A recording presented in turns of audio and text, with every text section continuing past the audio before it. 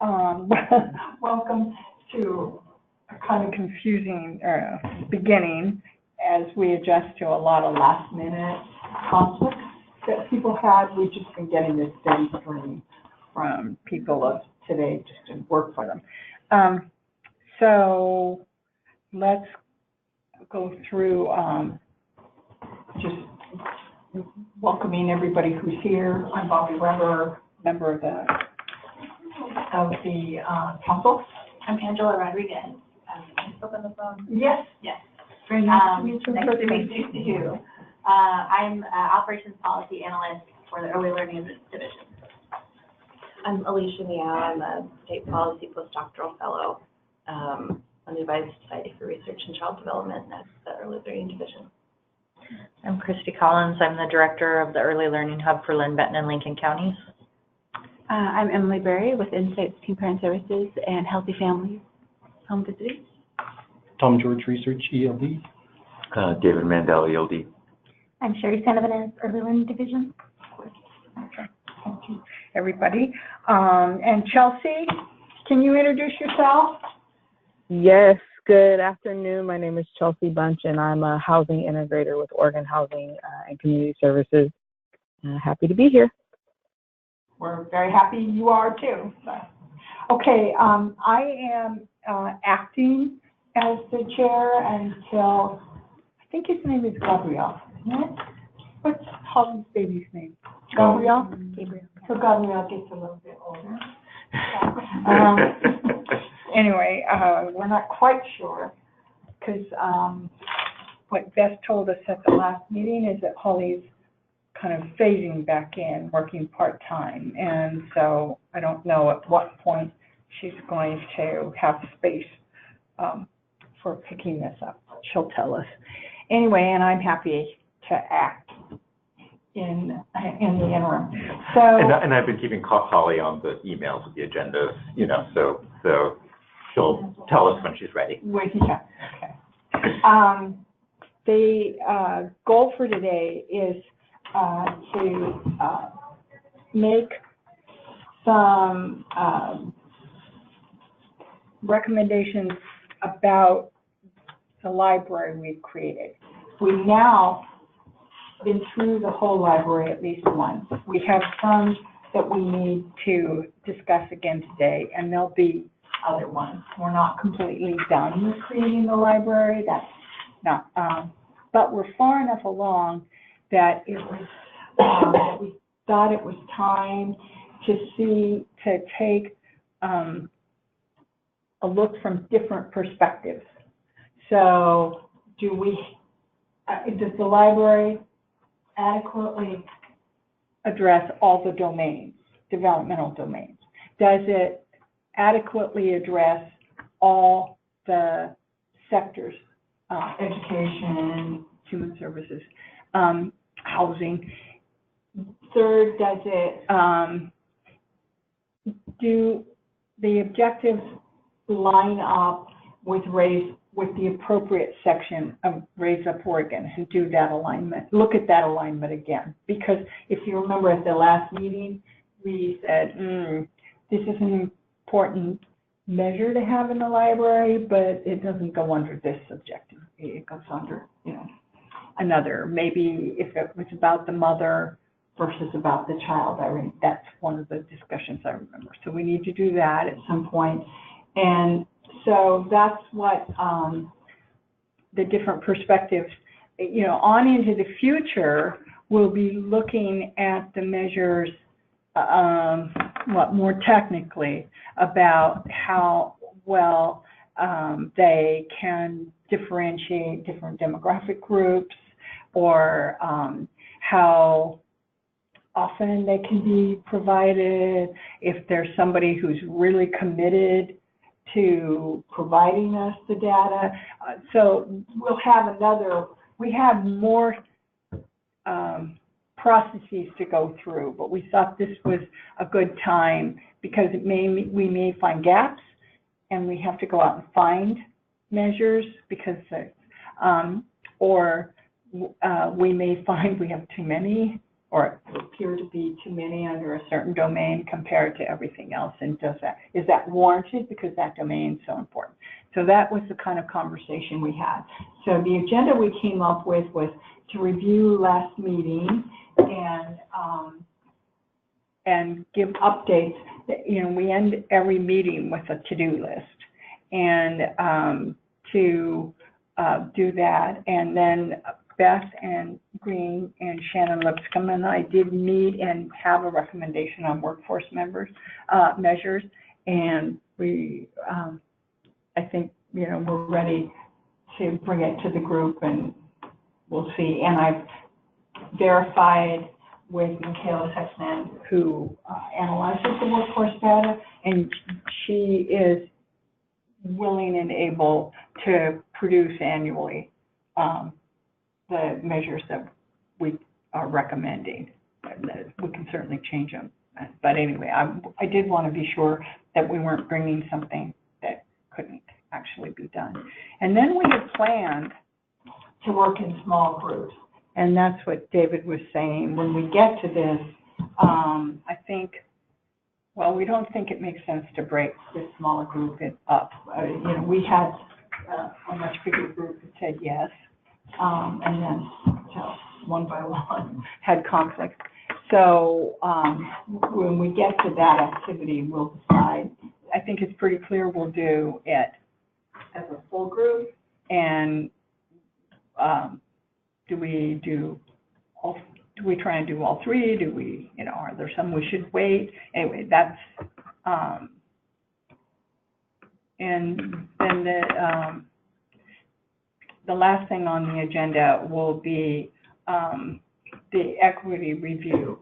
And we've lost Kendra, who we had brought her on specifically for her expertise in equity, and just as this meeting started, I got an email from her that said her job has changed in a way that just doesn't allow her to participate in the committee. That's a real loss. And it might be that what we want to do is, because in my mind, she was a really critical resource for that activity, and maybe what we want to do is figure out, when we get to that part of the meeting, maybe what we want to do is figure out what resources are available to us. And it could even be that if she never had to come to, I didn't answer her. First of all, we'd already started the meeting before it came, but secondly, I wasn't sure what I wanted to say. And one of the things we might say to her is, you know, if you could do this on your own time and not ever have to come to a meeting, would you be willing to give your opinion on the questions that we need to follow up on, where we might have, without careful scrutiny, we might have issues of equity that we missed. And I think it's possible that she'd be able to do that. She's up, it's a long drive for her, so it could be that if she doesn't have to drive. And she did not want to participate by phone. When we had talked with her, she said, I think it goes with her equity.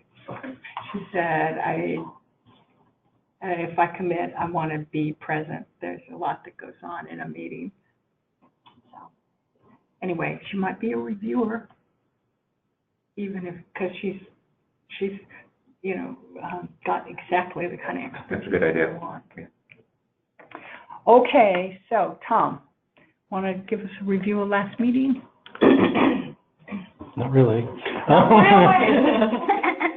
It's the first thing on the agenda. I know. Well, you all have the minutes for the notes from last meeting. They're detailed on lots of different measures. I had some follow-ups that I can report on, or mostly not report on. Well, why don't you report on the follow-ups and trust us to absorb the rest of it. Okay, yeah.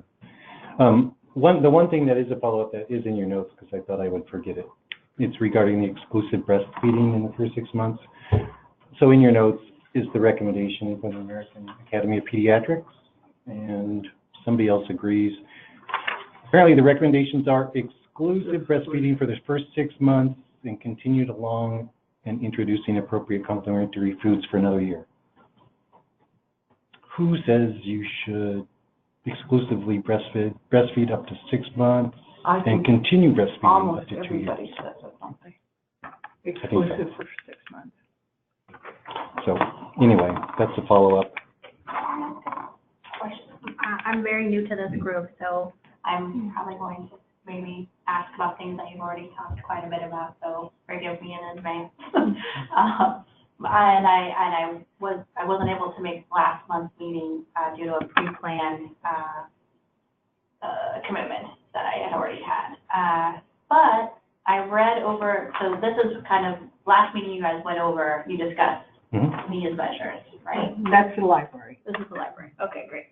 And so I had jotted down a bunch of notes. I was actually hoping to try to connect with you, Fran, but things just have been super busy, and I wasn't able to do that. So I did have all that to say. One of my big questions from the library was particularly around this measure.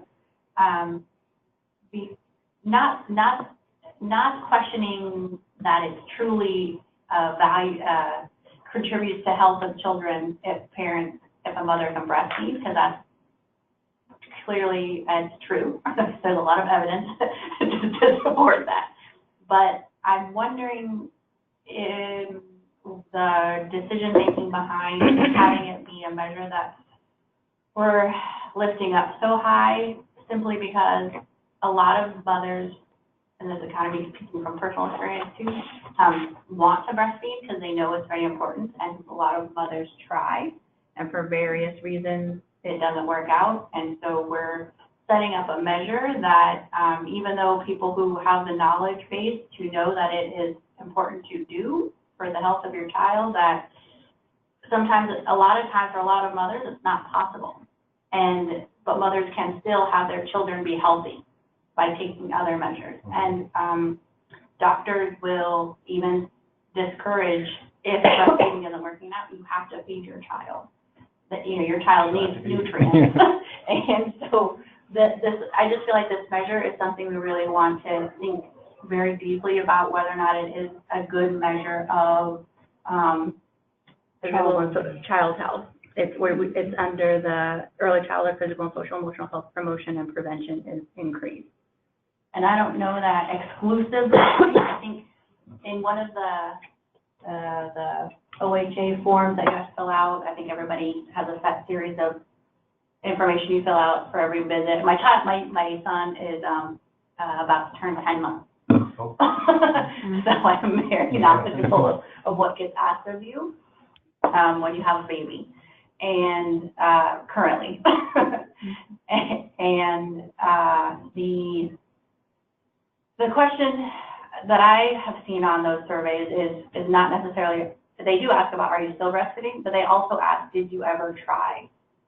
And I wonder if attempt to breastfeed might be a better representation of, I don't know. I just am tossing out that I think exclusive breastfeeding is a very high bar, and it's not really going to give us a lot of good information about whether or not we're achieving this objective.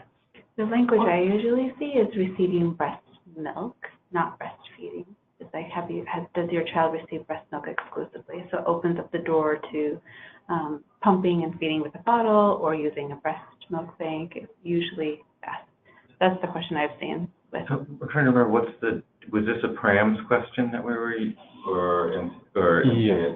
Well, we were debating between the National Survey of Child Health and the PRAMS, which is Oregon. I should get the exact wording. I'm not sure either. There is an item, a follow-up that says, "Did you try?" and did you try, were you able or unable or something? And there's like different degrees of length of time because, I think any amount of time that a baby gets breastfeeding is a positive. But the length of time that you're able to actually sustain that, if for whatever reason, various reasons make it very hard, even with support groups and all that stuff. With the Oregon Health Authority, with the McVie home visiting funding, it asks, did your child ever receive breast milk? Yes or no? And then if the answer is no, when did you stop? And the goal is to keep increasing that for sure over time. But also the language is, did you ever receive breast milk? Because breastfeeding is very specific, and it's not as inclusive as like bottle feeding with breast milk in it. But So I guess the question is, does the since I would like to know and PCH are sort of our two population level, do they have are there alternative questions in either? I was pretty of curious those? what Pram said, because I kind of thought OHA and McVie followed Pram, but maybe it doesn't. Okay, I think it's the research, these are population level measures. They're not a discernment on an individual. Yeah, It's absolutely. a population measure, and I think What was the, the question is, what is the research base?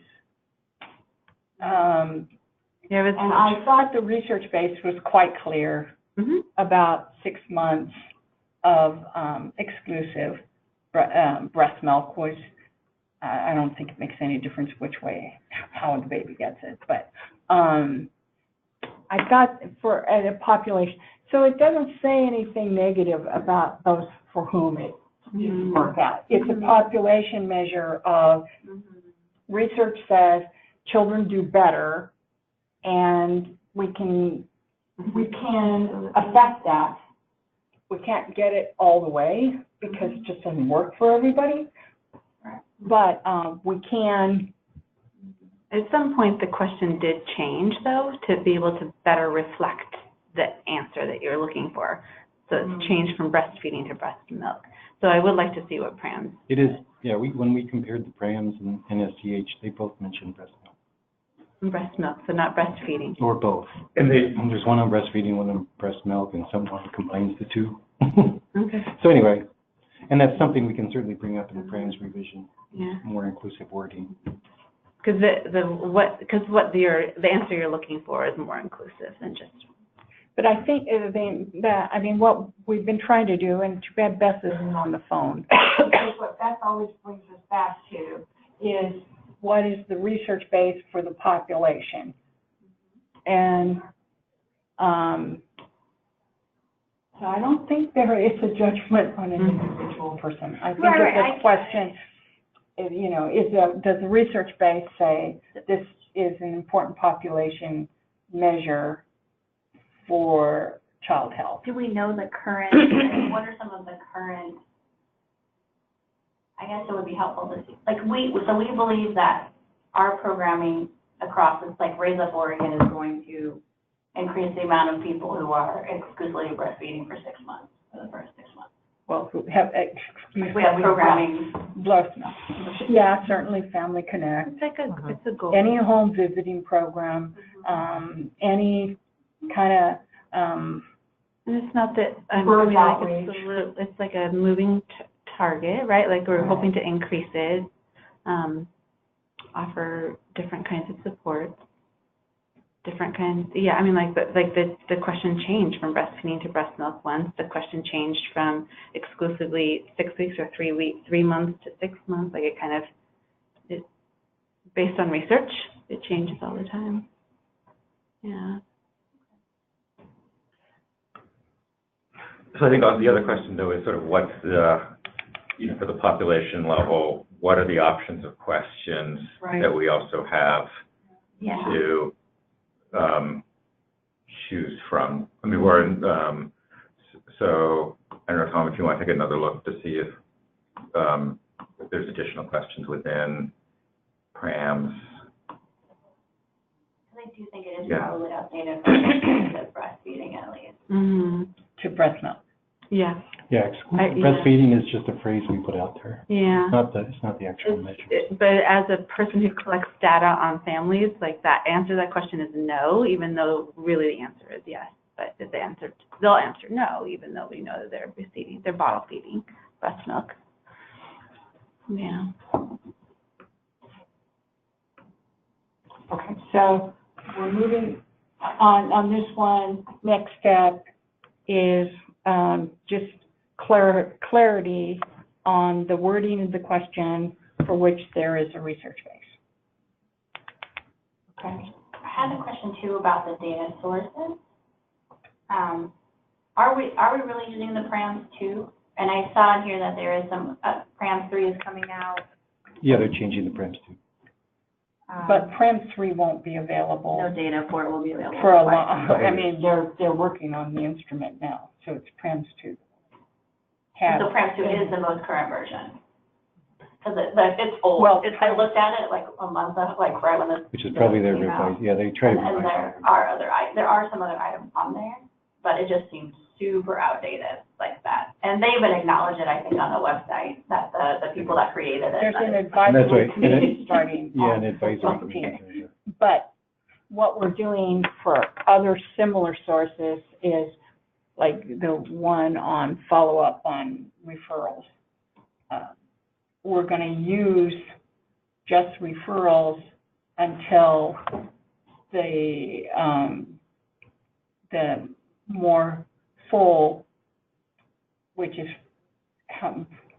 referrals and follow-up, are available. So we'll put in the library and the source, the one we've been in the next couple of years. And but with a note that when the other one becomes available, we're switching. And I would think this would be the same thing with PRAMS 3. We'll switch to PRAMS 3 when that data becomes available. And I'm happy to sit down. Yes, And and I'm sure you have a lot of other little questions. It's very difficult to step into the middle of this process. It's been going on for so long. So that's, Good idea. but no, those are all great questions, and it'll be a good reminder for me if I actually know what I'm talking about. Should we go through follow-up Yeah. and put people on the spot for their tasks? Sure. Do I have a task that I didn't follow up, and is that why you're like? I guess we're going to find out. David, did you follow up with Colleen regarding behavioral health measures?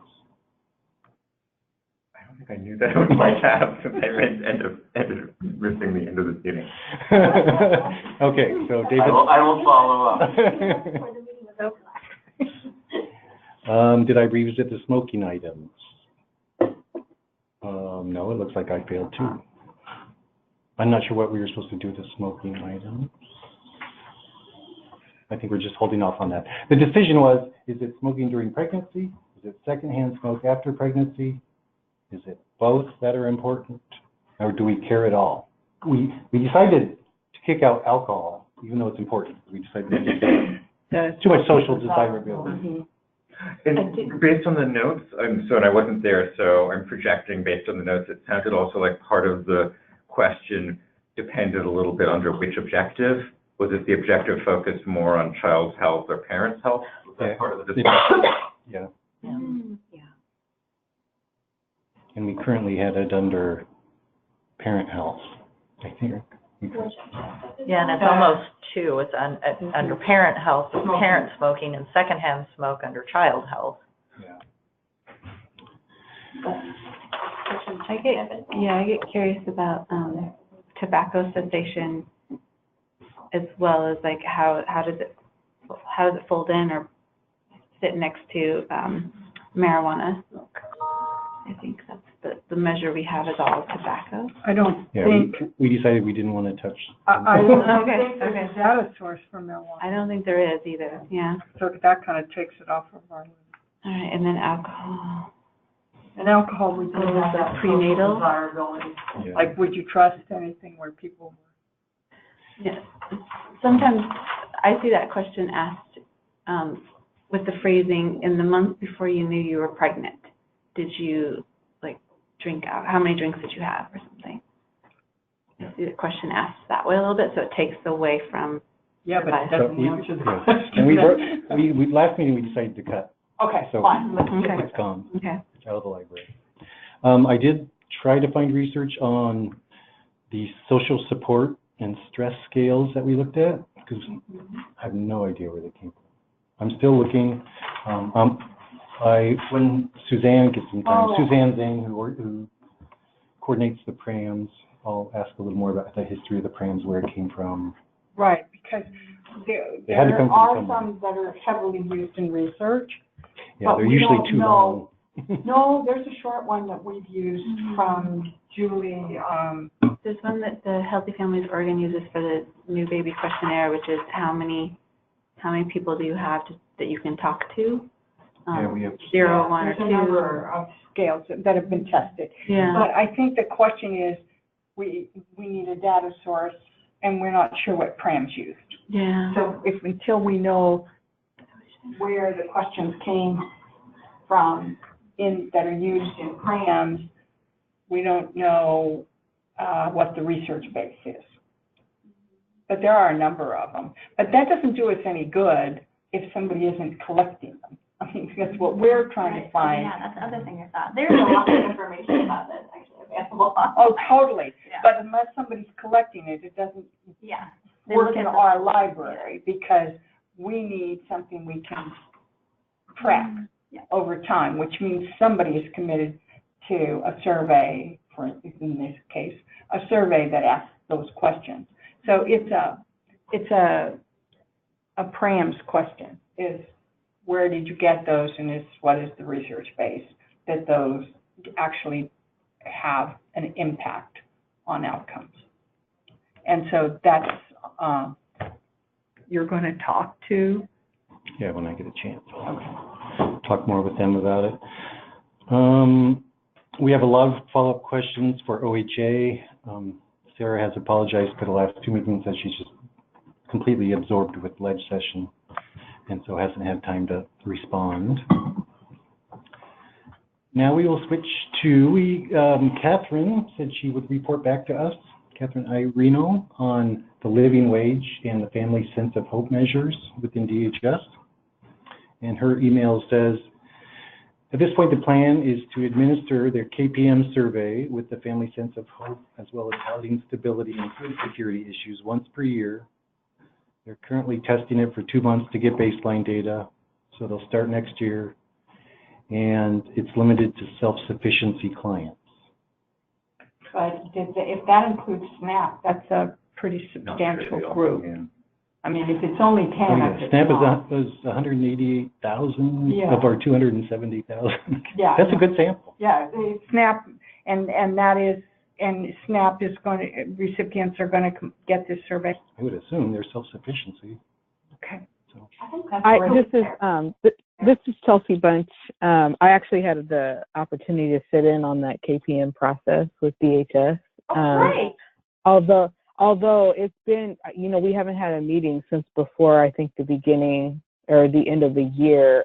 So I'm a little foggy, and I'm trying to remember whether or not SNAP was included in that. I feel like it is, but I could verify that with Balit Burke, or not Balit Burke, with Sochi over there. And then, so they,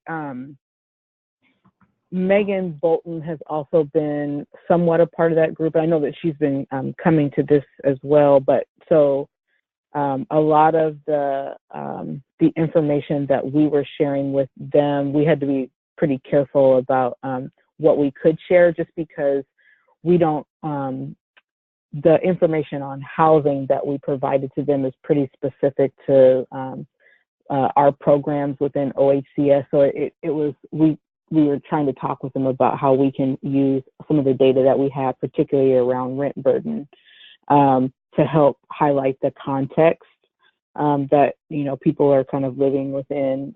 So just, I guess, more of a note to say that I've also been a part of that process too. And if there is some question about whether it's SNAP or TANF, I'm happy to follow up with Sochi about that. Okay, great. And I sent off a note to Catherine. Mm-hmm. But it sounds like it would a little bit be in that same category as the follow-up developmental screening, in the sense that it's probably, a good year out before we'd have data, or does it seem like even a little bit sooner than that? I think it's probably going to be, I don't know if it'll be a full-on year out. I think that they're really trying to do this initial survey to get a baseline. It's something that they haven't done before. And I kind of feel like it might be within the next 6 months, but I could be wrong about that. I'll add that to my note. Like I said, it's just been a while since I've been a part of that group, so.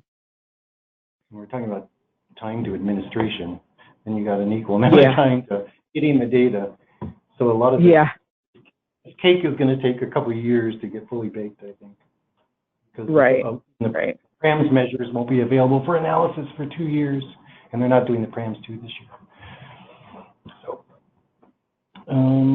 they also said Catherine also mentioned that they do calculate a living wage quarterly for clients who exit self-sufficiency.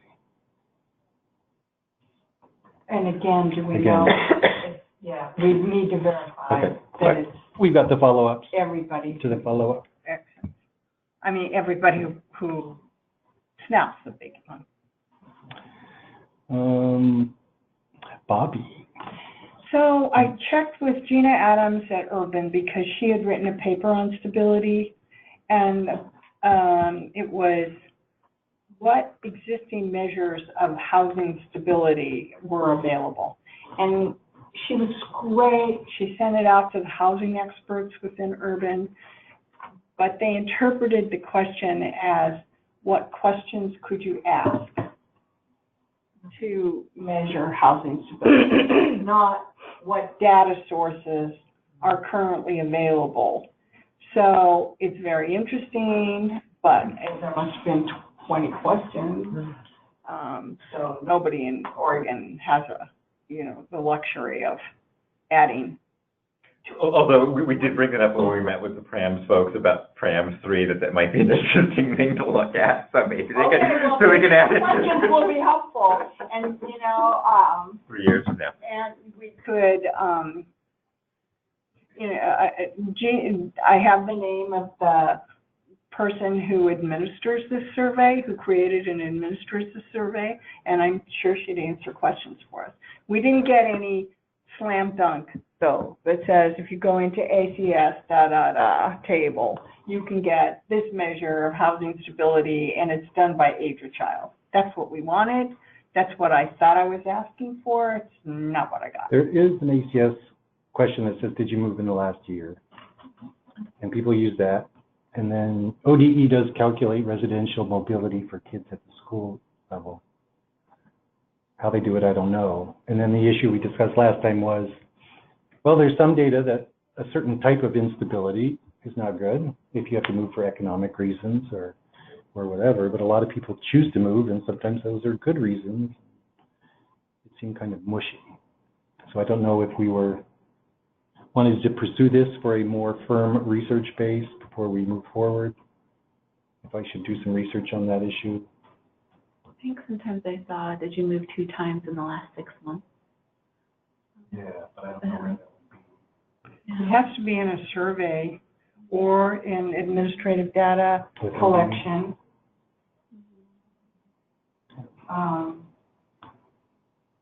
And if it were an ODE, could they separate it out for kindergartners? Because we really don't want. Or maybe they. Kindergarten first, second, third. I don't know. Anyway. We want to make a decision. So I didn't get a slam dunk. I didn't get what I don't I have hoped. a slam dunk. Yeah, I didn't get what I hoped for, although they were very generous with their time, and it's nice. Do we want to make a decision on residential mobility to keep it in the library or not, or should we just punt until next time and bring it up again Well, I think we keep it in. for now? Okay. So what I did hear, though, is would it be possible for, so ODE has a measure, would it be possible to look at it for like a K3 or something like that? Would it be a Brian Reader follow-up, or? Yeah, I'm sure there's, even if we had to do a new calculation, we can look at kindergarten assessment data, and if they took it at 2 different schools, or I'm sure they have the addresses somewhere of the kids. So I'll follow up with it again. But it also seems like one of the follow-up, right, as I've seen at some point, but can't remember the details, they've done some kind of analysis to sort of say X frequency of moves that's associated Yeah. with the What's the following, right? So is there a way to sort of say, what have they seen as the sort of meaningful pattern? Would be, guess, the first question, and then second question, is it possible to do that analysis? And does it, you know, and does it have the same robustness if you did like a K3 or something? Okay, I'll follow up with them.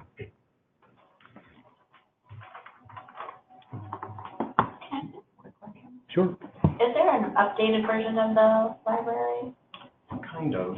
Yes. But with not as many details. It's laid out in different ways for our activities. Oh, okay, all right. So I can give you the latest. But that's not, but that doesn't have the data sources on that one, right? Correct. I can send you the latest grid version. Okay, and then were there any additional that in the last couple of meetings, potential measures that came up for the early child objective for early childhood physical and social emotional health promotion and prevention is increased? Just because those all seem very related to physical health. No, yes then, because we've decided on social emotional There are from some. Okay. from the earlier intervention. Because the NSDH had a lot of good options, I thought, because I looked at the two tools that were predominantly mentioned. Mm-hmm. Well, we did The make a National Survey of decision. Children's Health. We did make a decision to use the early intervention, social emotional learning for 0 to 3 and for preschoolers. Tom, remember? That's my, Yeah, I'm going from memory. That's my memory of the decision we made, but that we thought social emotional was the research most supported using it in the library.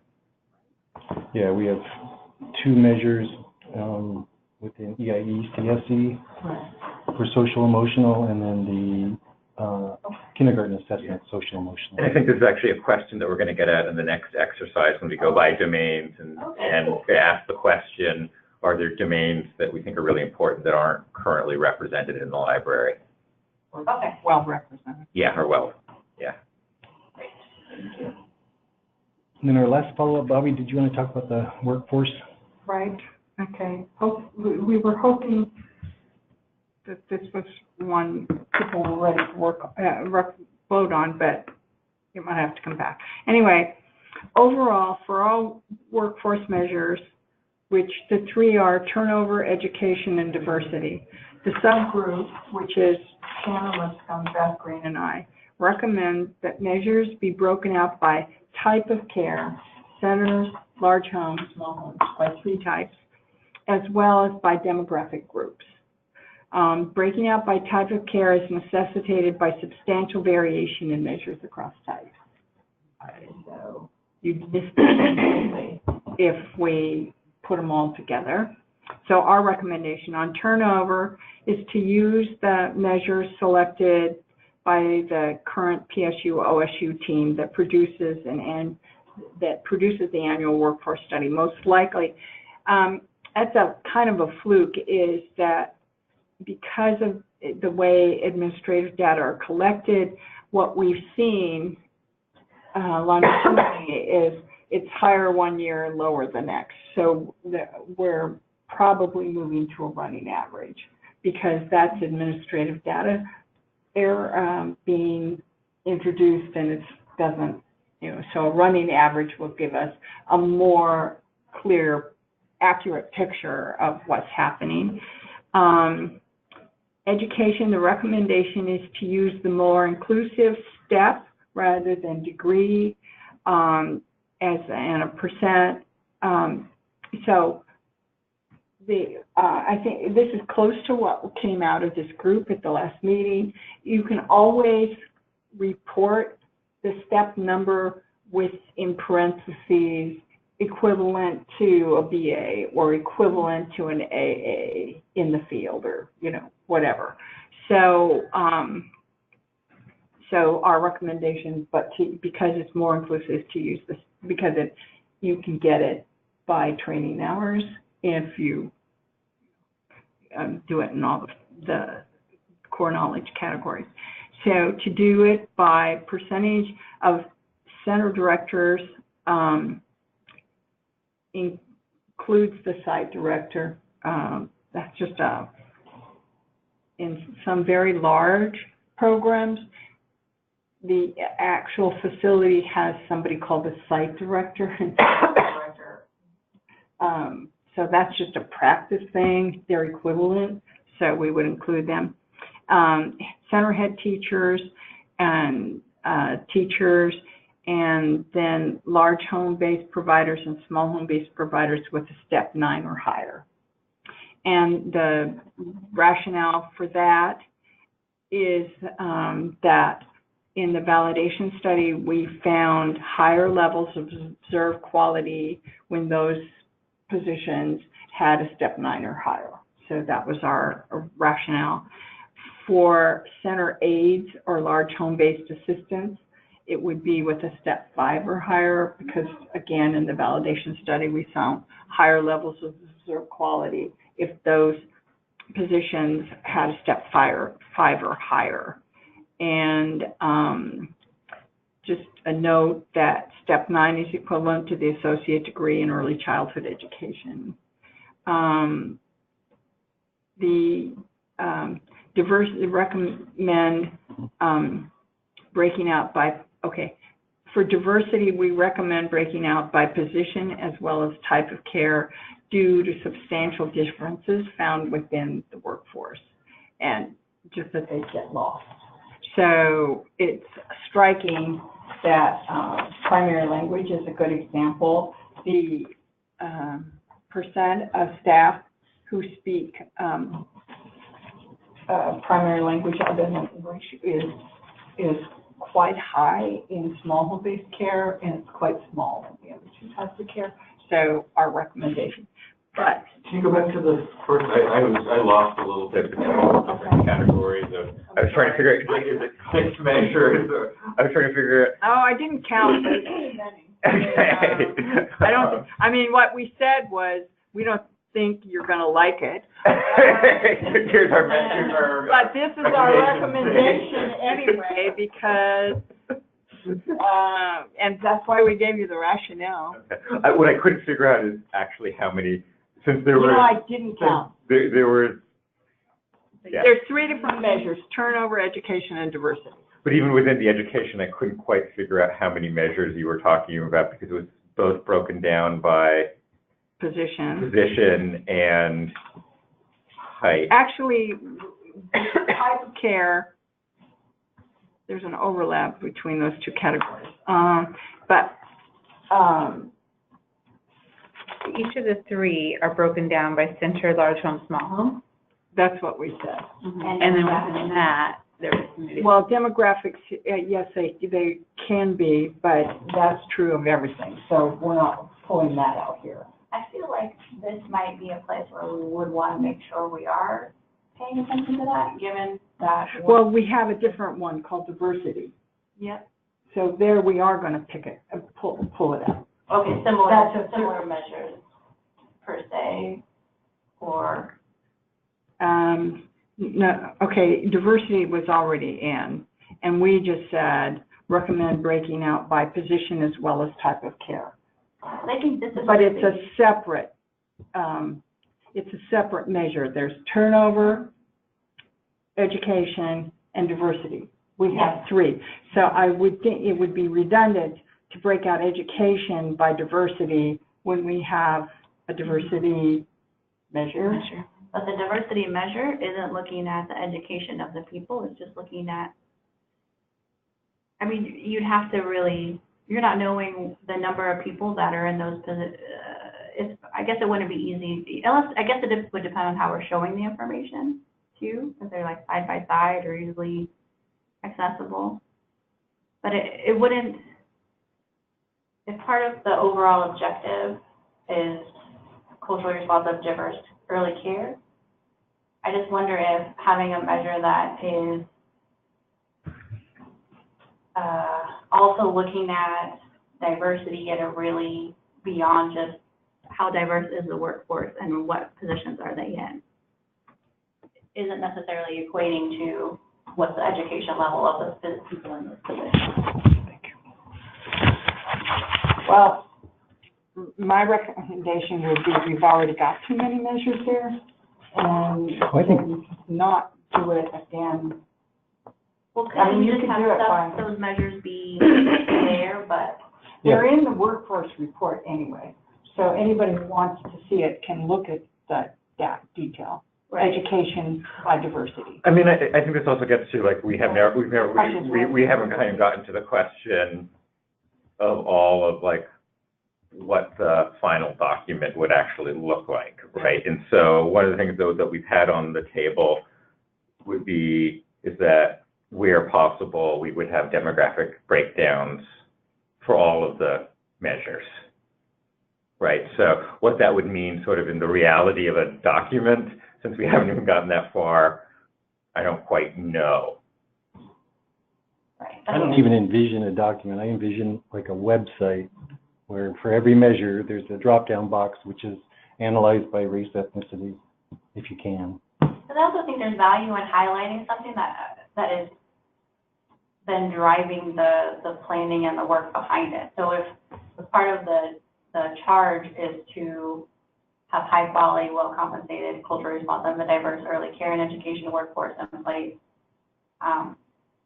in order to accomplish that, paying close attention to the percent of people who are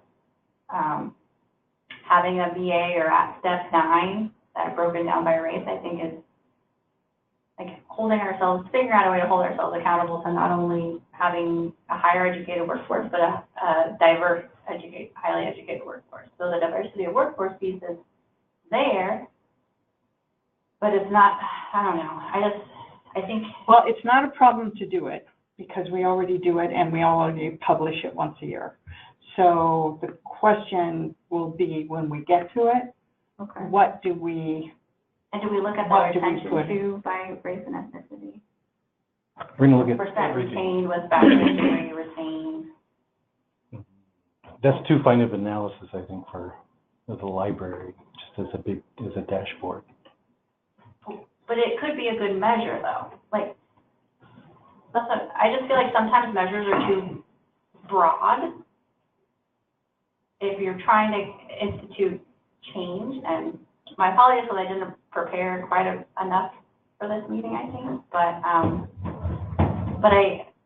I wish I was able to articulate a little more why I think it's so important that we have an actual measure that is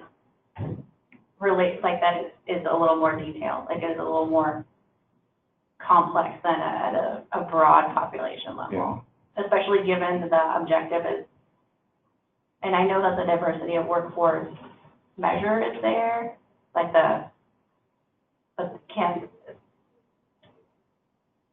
just being able to describe that diversity in a little more detail in relation to the other ones would be of value. well, I'm surprised because we thought we were already breaking it down far more, and that what we expected to hear from the committee was, are you kidding? Well, that's You're gonna coming. use that- My recommendation is send it back to the work group and focus. When I see the like diversity broken out. Surprising to me to be here. You didn't break it down enough. It was like, oh my goodness, Will, we can give you, I mean, we can be as discreet as you want. It's just an awful lot of measures. But sometimes I'm wondering how, like, I'm trying to figure out how diversity pulled apart, like turnover in education. Like, how is that different or more unique than making sure diversity is a part, like we're looking at diversity when we're thinking of turnover, we're looking at diversity when we're thinking of education. Yeah, or if it's going to be the same. So may I also just be aware, also, so I'm thinking about where we are in the process, right? So I think what we were trying to do right now is not move yet to the discussion of a dashboard and really sort of collect broad set of measures that sort of generally seem to be meeting principles. So there's, at this point, so I think we decided that we weren't going to say at this point, like, do we need to? And that's what I was thinking Right. too, like, So I think we can like the tiny measures are at this important stage, we to be in can the keep short more and the measures. midterm. At this point, I think this discussion we had earlier was, it's fine at this stage to talk, to collect, since we'll call it, one of the reasons we're calling it a library is it's a collection at this point of measures that meet our basic principles under the objective. So given that, it doesn't seem like this stage that we have to cut anything. we have to cut anything, right? Because we haven't gotten to the discussion of, what do we think is the right number of measures per objective, or even should there be baselines and target, so I think at this stage, we can keep the library growing, and because we haven't quite figured out how even to have that. Okay, cool. And we Yeah. haven't even begun the conversation about how we're going to break that. Because it's going to be a step, will be kind of an equity lens on everything that's made it in, and how much can we break it down? And some of them can't. So I think I'm a little bit unclear about the diversity piece. So we've got turnover, education, and diversity, and this is helpful. Yeah. And so I'm wondering if diversity is how that was measured, or how the So far, we've recommendation been is measured. reporting it as non-white and white, and not breaking it down. It's in the data. So it would, It just gets it. It's just, you lose people. yeah. We report it as white, non-white, so we don't lose people. They get very small if you go lower than that. So it would be like for turnover, or no, for education, there would be a measure of education by those three Types. types: center, large home, small home. And then for the different educators, for education positions. And then for diversity, it would be center, large home, small home, and the percentage of teachers. White, non-white. Okay. Percentage. And we collect primary language, and I would recommend that it include it, because you see a huge difference. That almost all the primary language other than English is in small home based care. Mm-hmm. There's very little of it in centers or large home. Which points out the importance of having small home based care available to families, I guess. So there's a lot of policy relevance, it seems to me, to see it that way. It speaks to the mixed delivery model. Yeah. Yeah. That's helpful for me to think about how that diversity piece is different from the breakdown of demographics for education or for turnover within each of those three types. They tell very different stories. But this is also kind of setting up, if I understand correctly, targets, like, for lack of a better word. We Like, haven't said that yet, though. well, not yet, but I think eventually this will be a way to know whether or not the work that's being done across the state is actually accomplishing these objectives. And so these are measures to guide us. Okay, back Is that up. not true? That's not true. We are thinking the council or division, somebody is going to write an implementation plan. Well, but That's where we're going to measure. well, I think I would add a caveat to that, right? Because we made a distinction between strategies and objectives, right? So what we said is that this library is not going to answer the question of, are we successfully implementing the strategy, right? But it should tell us, are we making progress towards the objectives? But not in the way that you just described it. In my mind, not in the way you described it. In this implementation plan, there'll be strategies, and we'll have to measure ourselves. Are we making progress on this strategy? That's on the implementation plan. Here, it's more population level. are we, at a higher level, are we moving the direction we want to go? Yeah. Not tied To to a a strategy, and did we make progress on that So it's fair to strategy? say that all the cumulative strategies would be helping to move the population We level. hope. And so we've Right. got the intermediate, which we're talking about right now, more than the Long-term. long-term ones. And so you could take it one more step. I mean, Right, so I am kind of thinking more about the intermediary ones. In proposing, and you guys can, I mean, the group obviously is gonna have to come to agreement later on, but can I just get in the notes, my 6 ideas? Is that Sure. okay? Okay, so, percent turnover, so these are all related to each of the 3 there. Percent turnover broken down by race, ethnicity, and I realize that there is potentially a way, but to have it be not as a secondary, oh, you can find it, but be something that we're looking to over time to see how the population is changing, right?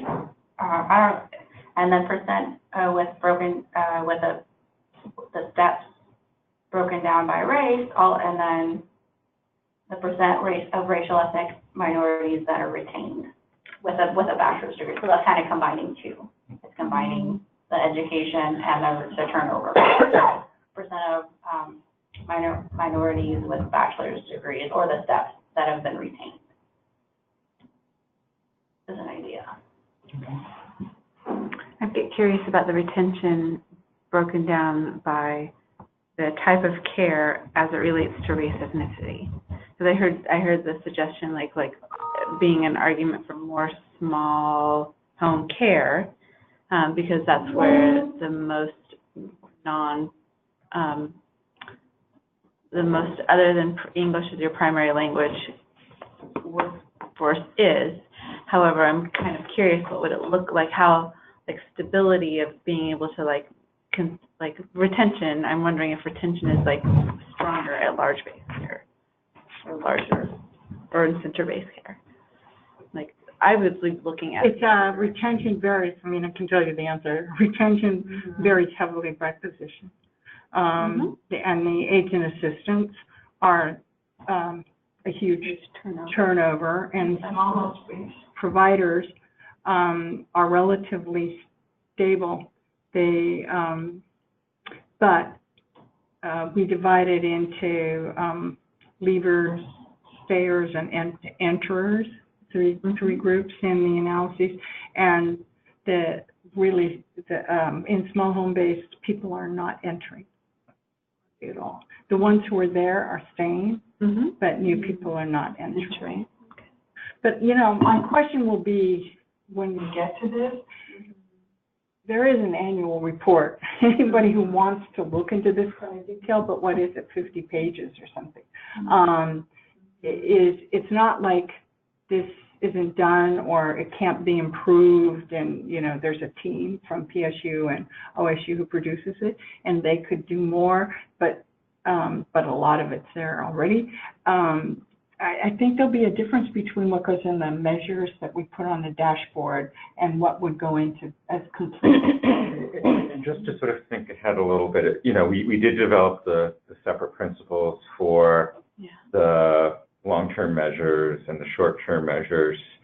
And I think the principles that we developed were really designed to help us think about what should be potentially in the library.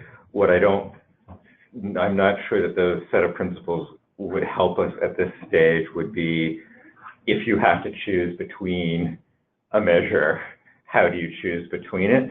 So it feels like, probably not next month, but maybe 2 months from now, it would be good to have one of those other principle conversations before we get to that next phase of work, to have some shared conversation about what would be selection principles for prioritizing before we launch into that next phase of work. So I just want to put that on the table. Are we going to limit? One of the questions that keeps coming up, are we going to limit so that no one measure has a whole lot more than the other? And if we agree to 4 right, I don't think we This get, is coming up as a question. right, and if we somehow, just make up the number, if we agreed to 4, I don't think we've yet had a discussion about how do you prioritize, how do you choose, right? We've just had principles for, these are qualities intermediate measure ought to have.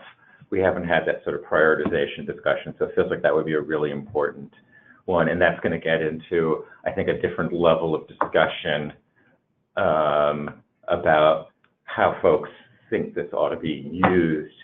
Sorry, I'm thinking out loud, which also means that this is probably a discussion that we want to engage the council in before we do that next phase of work, right? And get some input from the council on how they think about using it, because I think that will actually help us when we get to that discussion about principles. For the council perspective, though, I mean, the implementation plan is so vague. Well, We don't know, and so I think it would be hard for council to have that conversation until they have some idea At this of what time. the implementation plan is going to look like and how movement on the strategies is going to be measured. Because these two, otherwise, we're going, I'll just say my concern would be everybody's going to try and get the intermediate measures to do the work that the right, strategic implementation. Plan is responsible for. So I would be reluctant to take it to council until we have some more idea on At least I think before implementation plan. before we engage before we move forward with some assumptions on how the council is going to be using this, I think we need to have some conversation with the council on at least how we think they ought to be using it. So I'll put it slightly differently. So anyway, and this is all thinking ahead 3 or 4 months, so nothing rush.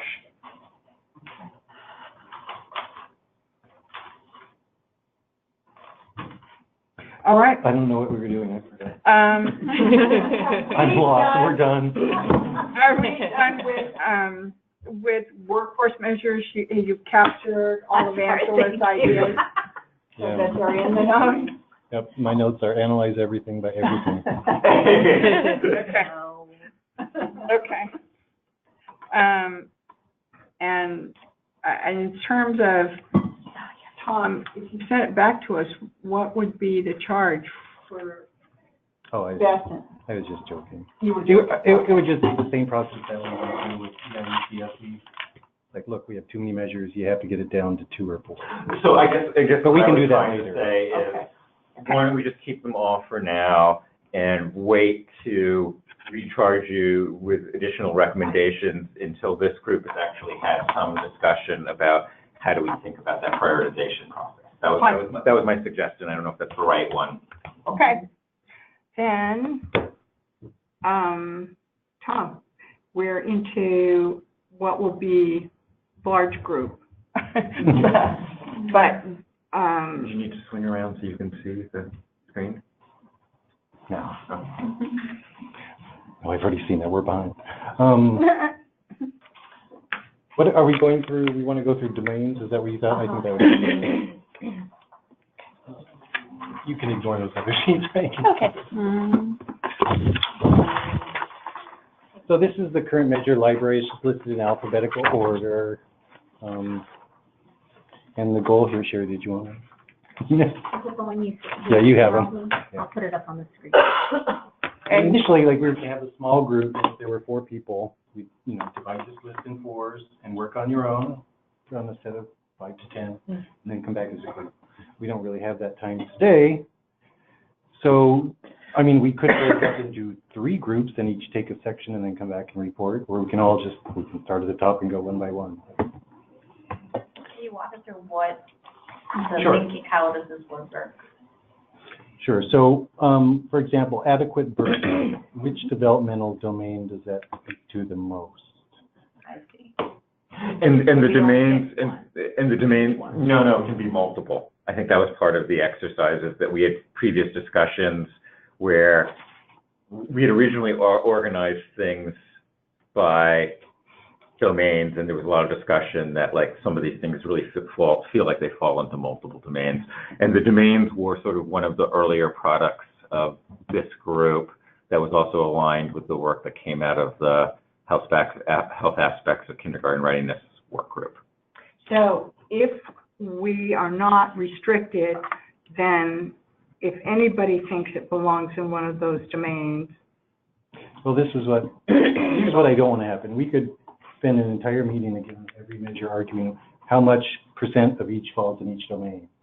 So I think we need to figure out, either the primary or does it, kind of belongs in 2 domains, rather than say, it's about 5 here, the 4 there, and 1 there. Would it be worth? Do we need to go, that will take a lot longer. Yes, that would. I'm just trying to set up our process. Do you want us to do that? No. Oh. I don't. Just try to choose a primary, or maybe if it's equal between 2, mark 2, or a big X and a little X if you have to.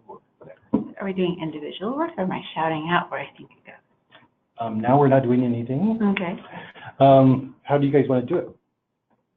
Measure by measure, or do you want to work separately for a few minutes? I guess my thought would be to give people a few minutes to do it individually. Okay. Yeah, that sounds good. Mm-hmm. But let's start in different places, right? Oh, that's a great idea. In case we run out of time. Okay. Let's divide these in roughly thirds. Who would like adequate birth weight to developmental screening? Group 1. I can do that chunk. Okay, let's give 3 people for that chunk. Yeah. If you want to do diversity through the OKA measures, Both of them? both of them, yeah, that would be that second group. This diversity through OKA measures, and then parenting ed through the end is the third group. Okay, third group. Third group? Okay, I'll do second. Second group? I'll do first. First. And if we work fast, we can. We can do Okay, so there's 3 for first now? your first, second. Wait, did you do second group? Sure, I can do Alicia, you do second. third group? Sure. I know that can do a little of all. Let me just take, 5. Can you tell me really quick approaches to learning and how that's different from the others? Just like one sentence. Approaches to learning and how that's different. That's like part of social emotional? Yeah, It's social very emotional, it's like, Okay, so- self-regulation. Okay. So it feels a lot like social emotional well-being, but a little different. Yeah, I'll it's more put like some- the initiative and Okay. motivation as Okay. opposed to the emotional regulation. Yeah, where did the headers come from? What do they relate? So Do they Okay. relate to the Okay. objective? Do you want to No. work together or do you want to do? the first, we looked at, See, there are I'm already 2 gonna, I goals, think this one goes system here. goals for our division. But let's keep Healthy, it stable, and defined. attached families. Okay, does that sound And the last 3 domains Um, pertain specifically Mm. to that. I know less about Which is positive programs. With mother, I'm thinking caregiver of, health, healthy relationships, and stable families. is it like a specific reading Not on the chunk grid, here? specific. Is that, okay, very good. It's about quality So learning we environment. actually started this work before actually the plan happened. And so when we first started to look at it, we Okay. were doing the measures by the sort of domains Ah. associated with those 3 goals. And we then also reorganized them But some of the by the objectives, child. but we also thought it was important to make That's sure that we're Oh. still being reflective of the broad domains when we look at the full library. So this is I just see. a So different looking at lens. So this is just the a different 3. lens, right? It's back to the 3, these things relate to the 3 goal areas. Right, so we're trying to look at it through 3 lenses, right? ELD only has 2. No, we have 3, but the system one, we're not trying to deal with. Oh. Okay, yeah, and Got it. and part of what we're doing, and this goes back to the presentation to the council, is looking at we want the library Separate and then to compare with yours. be Okay. comprehensive through 3 different lenses. Is it hitting all the domains that we think are really important? Is it engaging in a meaningful way all of the sectors that we think are really important? And how well is it aligned with the objectives in the strategic plan? So this is just looking at it through that first lens of how does the library match up with those domains, right? Since we've been mostly focused on the objective, we just wanted to make sure that all 3 of those lenses are still part of how we're thinking about the full library, if that makes sense. Okay, that sounds good, yeah. Tom, is it health relationships or healthy? Whoops, healthy relationships. Thank you.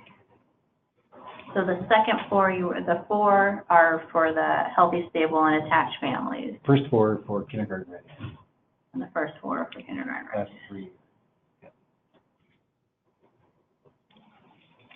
Got it.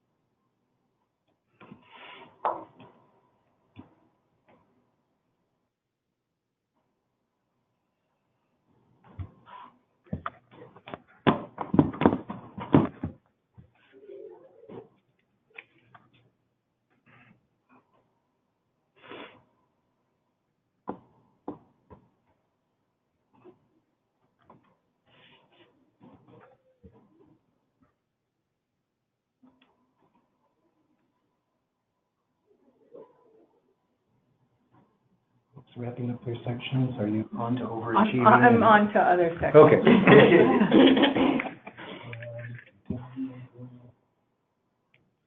I think we built this Shall we come back to this? question mark.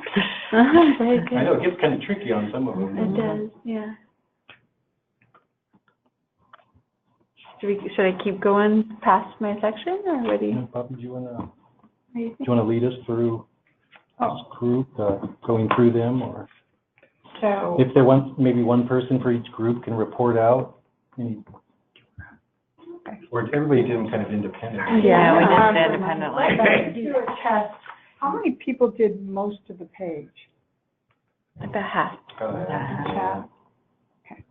So, group one, Christian, you want to report out for the group? Well, we have some differing answers. We did them individually. Sure. But adequate birth weight, I have under child's physical health, and I think you have under birth mother caregiver health. So, differing opinion there. The number of children in SPARK rated programs, and actually any related to SPARK, there are a couple we had question marks on, just because it didn't really feel like it directly correlated to a child's developmental domain. For me, it's mostly around approaches to learning, that I think when they're in a higher quality of care, there's going to be more risk-taking. You're going to see more of that with children. So that's where I had those. I don't know. I kind of wondered if it wasn't one of the system goal, like the system goal, like versus others. I don't know. I felt like it's more system goal. Okay, so, yeah, and then the number of SPARK rated programs, I had a question mark next to it, and I think you did as well. Mm-hmm. Children free of abuse and neglect, I had it under a few, but safe Yeah, I think we and agreed stable on that one. families. Number of children with access to child care, I had it into approaches to learning and safe and stable families. I had it in safe and stable families. Okay, Because my circle is my first choice. okay. What was your first one? I think we Approaches to learning and safe and stable families. Mm-hmm. And then percent of infants and toddlers in early intervention services who show gains in social emotional. I have it under social emotional well-being. I put it under social emotional, this one and the next one down. I put it under social emotional and approaches to learning, but then I circled approaches to learning if I was meant to choose one. Like and I have it slightly under favored social that. emotional in both of those too. Mm-hmm. Percent with BA or step 10, I had approaches to learning. I did approaches Just to learning. learning If as I felt like I was favoring the three, in my mind, I see them as like separate developmental domains per the ages and stages questionnaire. I like rolled it up to approaches to learning. I did that. Okay, adequate prenatal care, birth mother, caregiver health. I think you had the same. Yep, that was my Yeah. preference. And Brad, and you didn't give it to children at all?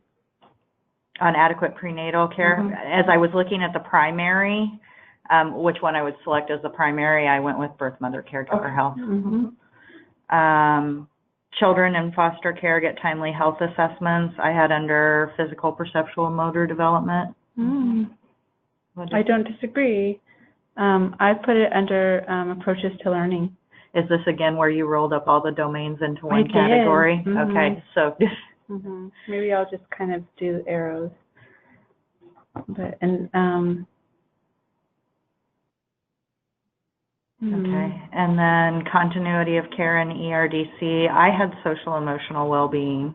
I'm second guessing. I put down approaches to learning, but now I'm almost feeling that that is about safe and stable families as I read it again. So I don't. Continuity of I care in wouldn't ELC? disagree. Yeah, continuity of care and ERDC. I think that's about safe and stable families. And then developmental screenings, I had under all three developmental domains as physical, perceptual, social, emotional, and cognitive literacy. I did the same, Because and in it's- that situation, I didn't roll up. I kept them separate. I'm trying to remember whether we defined healthy relationships simply as primary caregiver, or did it also include a broader definition of caregiver that included When I read that, I thought of social support.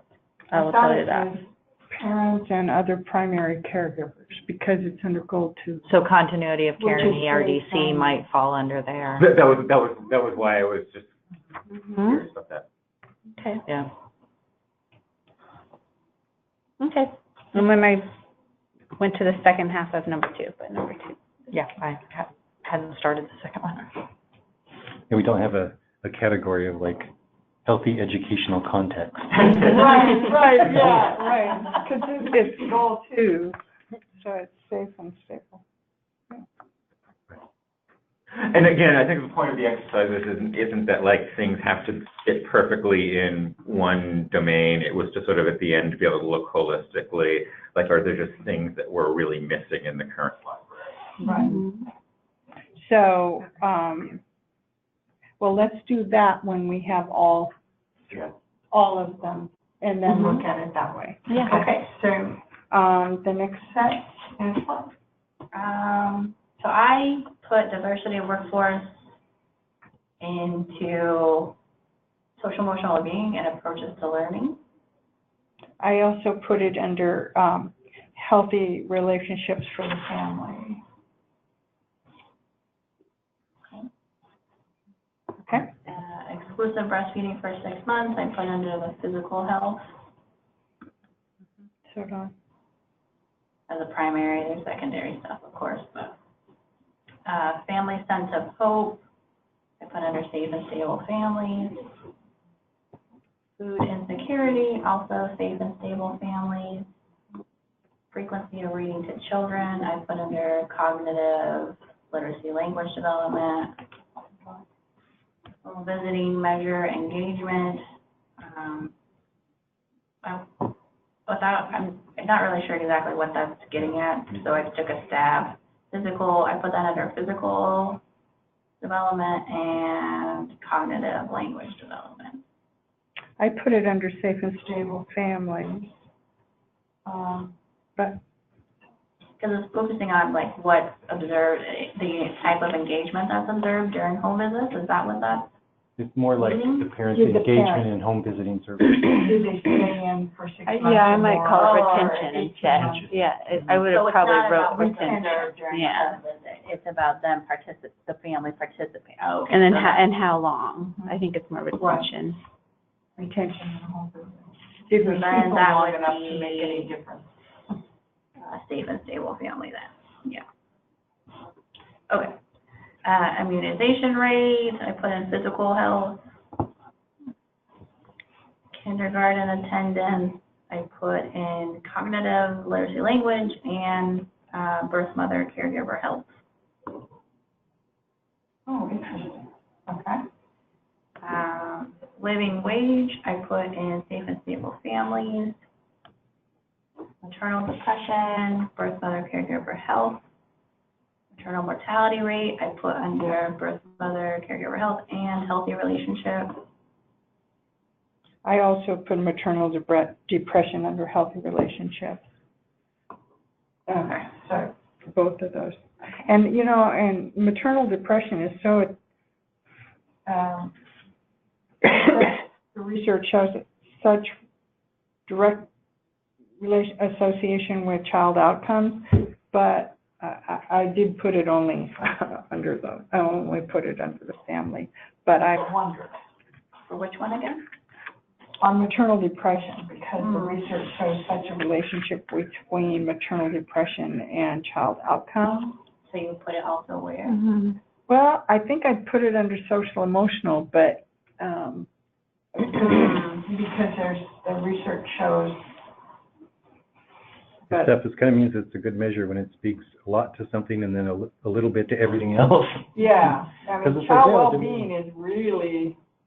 So tell me, Bobby, you want me to put yours under social emotional well-being as well as healthy relationships or the mother caregiver put- health? Both a mother health and healthy relationships, but I'd also put it under some of the child, but it affects them all, so I couldn't figure out where. Okay, But if just want to make sure I'm it affects interpreting. them, it affects all the child outcomes. I guess social emotional. I'll say social emotional just because.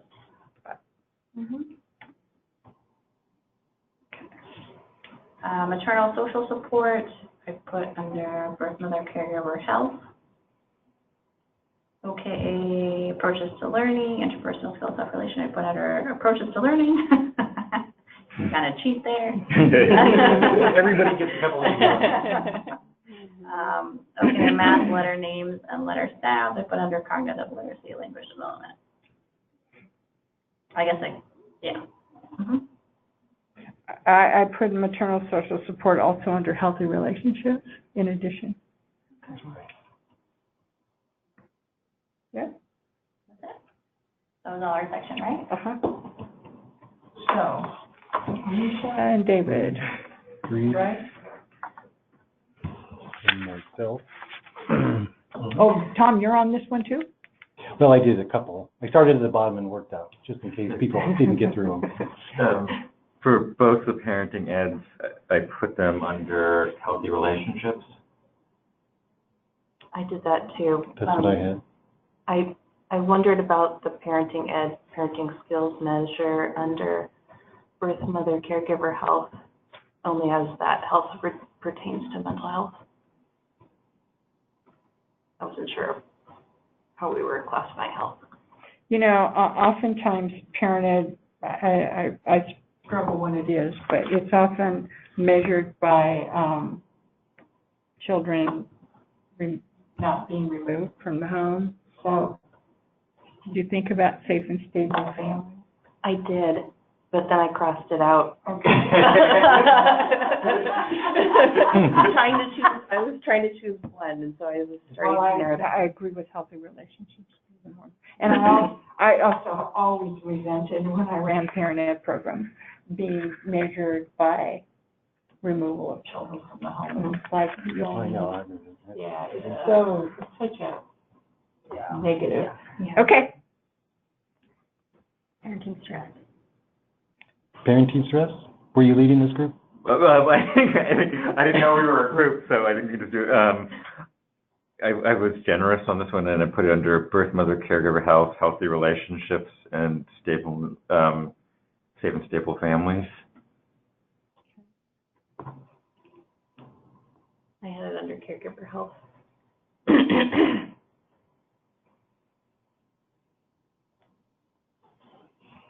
I had it under healthy relationships, so we're in the ballpark. What did that 3 say? Preventive dental exams. Which of you wants to? Someone else want to go first? Well, I have it under physical health. Me too. Yeah. Hey! Preterm birth. I had it under birth mother caregiver health. Yep. Residential mobility. I also had rate of preterm birth under physical, perceptual, motor development. Okay. Residential mobility. I had it safe and stable. Me too. Rest burden. Safe and stable. Smoking while pregnant or secondhand smoke.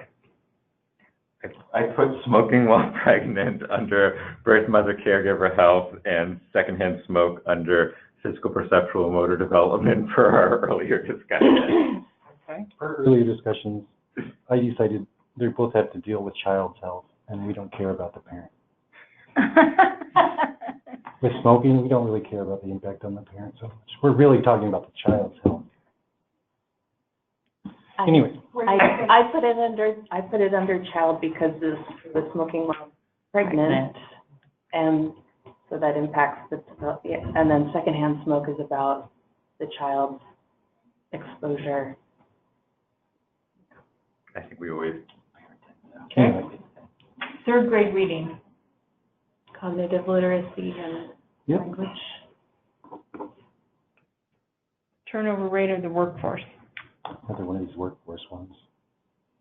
I put it under social emotional. It probably could go under healthy relationships too. Yeah, I put it under health. Except that is under, well, yeah, it's under family. I know, it's some of these. Yeah. Okay. I I think I skipped it one accidentally, so I didn't put it in anywhere. Well, child visits? Physical health? Physical. I also added social emotional well-being, given that, you know, we're actually asking If they actually ask those questions, to yeah. look at social emotional development. Well, women visits. Caregiver health? Young children in poverty. Safe and stable? Yep. But I With- wanted to put it under Everywhere. All of the family ones, Have that everywhere. Go over all the Yeah. child ones, yeah. Yep, they're definitely related. because they impact all these aspects. Yeah, so if you go to the top, there was a typo. Health relationships is supposed to be healthy relationships on the top column, second to the last. So I found Okay. this to be a really interesting exercise because it made me think about like the level at which each indicator might be measured or might be most related. Yeah, it gets you really thinking about those relationships and how important those are, and how everything impacts everything else and how messy it is to study. So, I think that it'd be interesting to look first time through, were there any domains that had none? No. Every domain has some. Okay, right? And then the next You know, is, one sort of surprise for me okay, was, even though there's often a sort of fear that there's too much focus on cognitive development, it felt like the only ones that we really put cognitive development were not that many, and that were like really, really narrowly focused on cognitive development. It is interesting talking about, okay, where do you put these workforce? The turnover and instability. Right. Because I would also put training, you know, not just about social emotional development, but also about promoting cognitive development. But Yeah. well, for me, the huge problem with turnover and with continuity, which is related in the ERDC program, is children don't get to attach. So it's in my mind, it's so closely tied to social emotional well-being, because kids move too quickly to attach to the caregiver.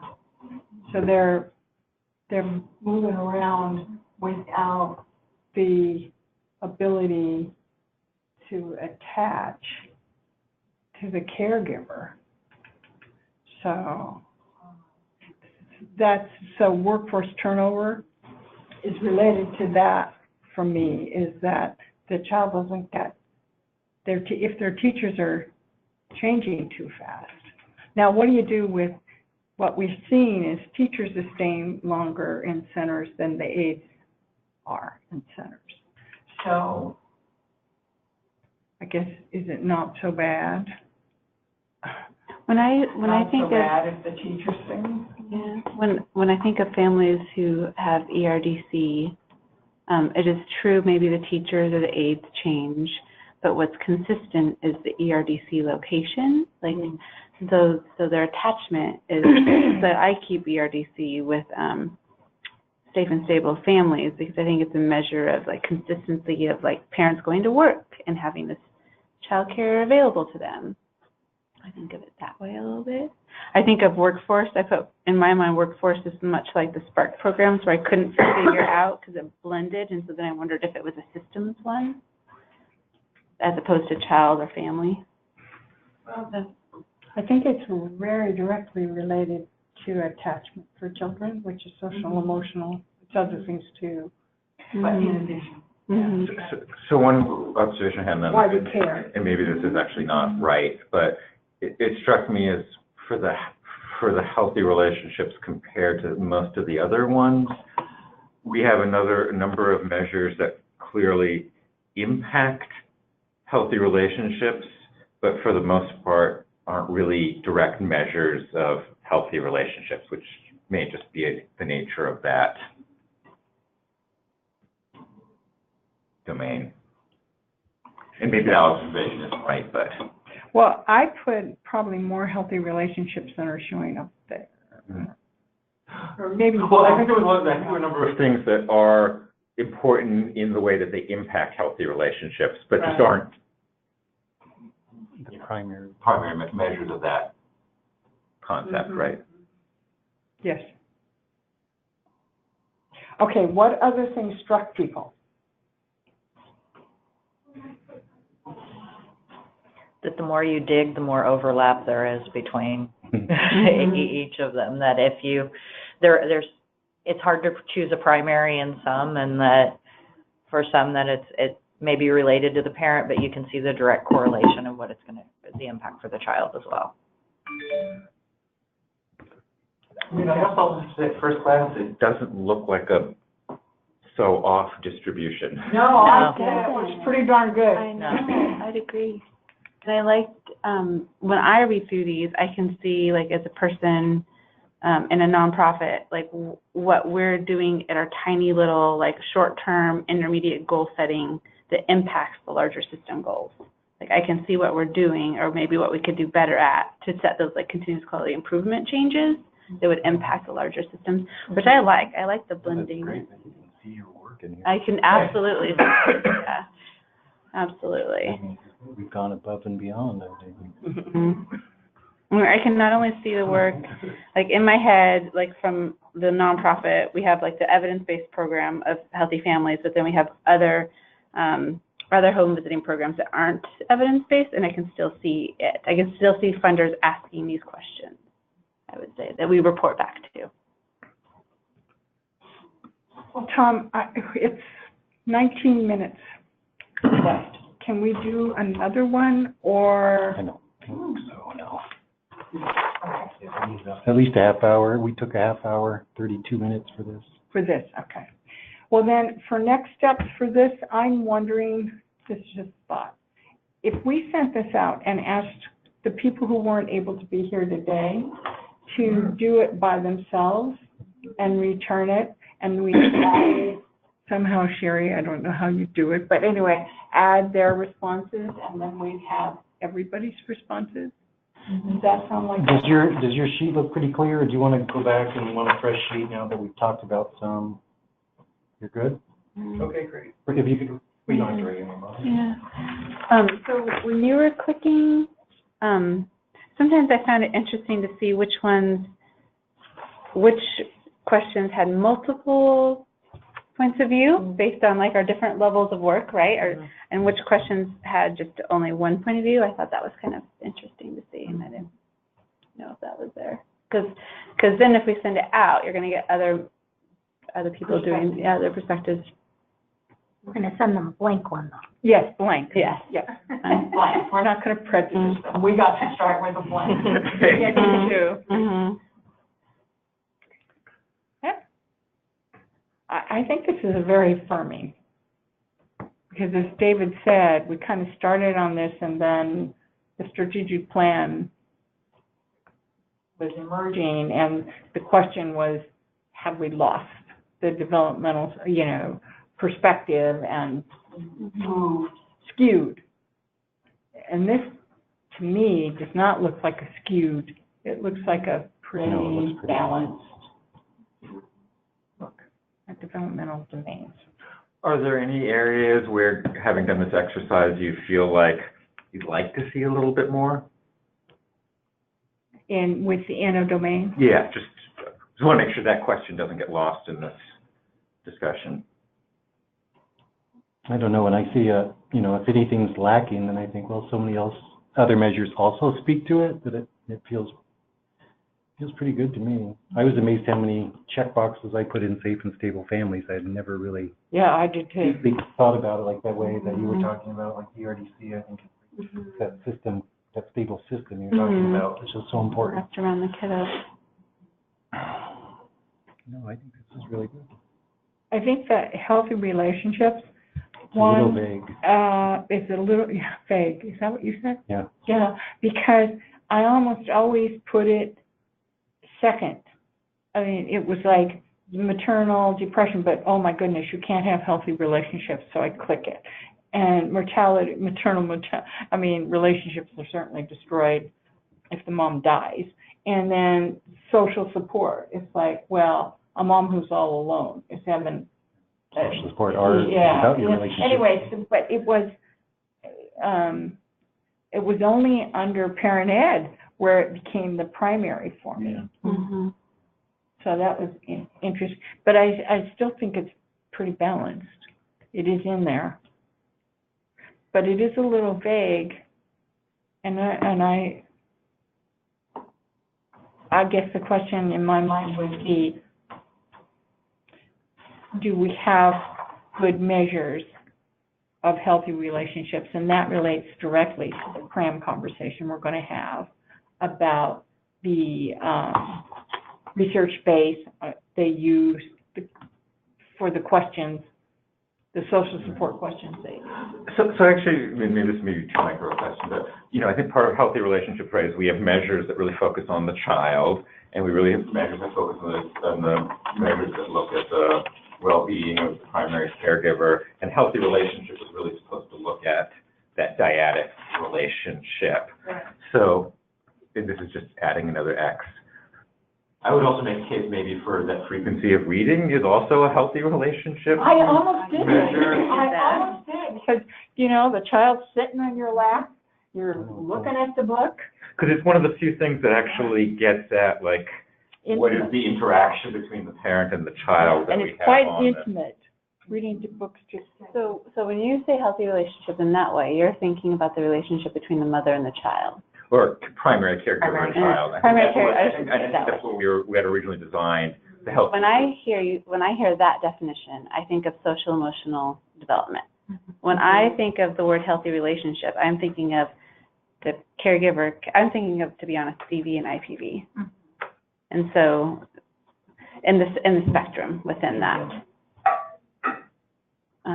So I don't know. So when I'm thinking of this and responding, I'm like, it does make sense to me why more people preference like the parent education measures under healthy relationship, because you're right. Usually you have a parent ed class because there's child welfare involvement in removal of a kiddo.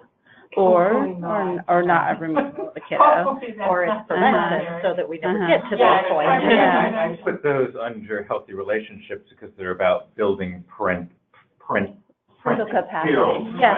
right? And like the that's sort of parenting. what I sort of thought of the healthy relationship category is, like, what is that relationship between the caregiver and the child? Mm-hmm.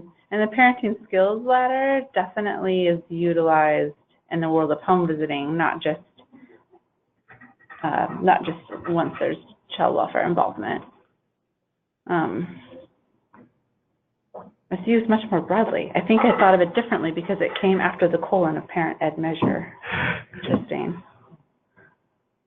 It's used very broadly.